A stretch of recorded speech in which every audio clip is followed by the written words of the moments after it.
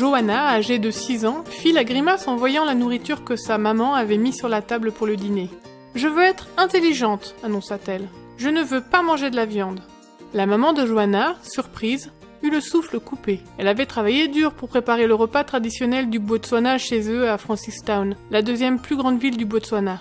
Elle avait mis la table avec un ragoût de bœuf, une bouillie de maïs ressemblant à de la purée de pommes de terre et des feuilles de haricots qui ressemblent à des épinards. La mère réfléchit rapidement. « Est-ce que c'est ce qu'on t'enseigne à l'école ?» demanda-t-elle. « Oui, dit Johanna. Le pasteur nous a dit de ne pas manger de mauvaise nourriture.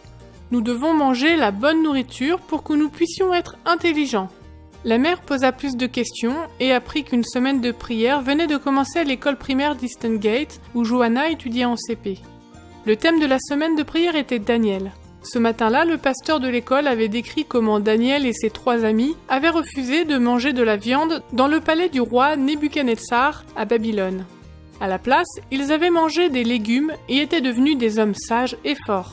« On n'est pas censé manger cette viande, seulement des légumes, » dit Johanna à sa maman en montrant le ragoût de bœuf.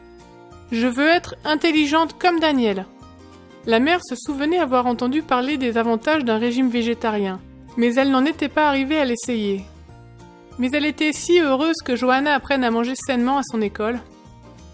« Ok, je ferai de mon mieux pour cuisiner la bonne nourriture, » déclara la maman. Johanna dégusta joyeusement la bouillie de maïs et les feuilles de haricots pour le souper.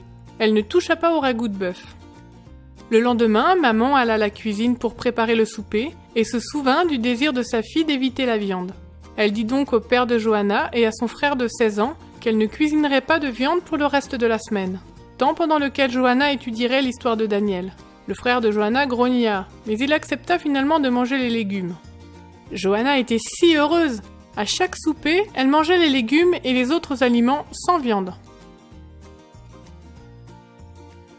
Johanna préfère toujours les légumes et sa maman essaie de préparer des repas sains sans viande. Johanna croit qu'elle a fait le bon choix en suivant l'exemple de Daniel. Le directeur de l'école de Johanna est d'accord. Johanna est maintenant au sommet de sa classe et le directeur pense que les repas sains et sa foi en sont pour quelque chose et que Dieu récompensera ses choix. Quand vous mangez des légumes, vous devenez fort et en bonne santé, dit Johanna en souriant. Johanna apprend de précieuses leçons à son école.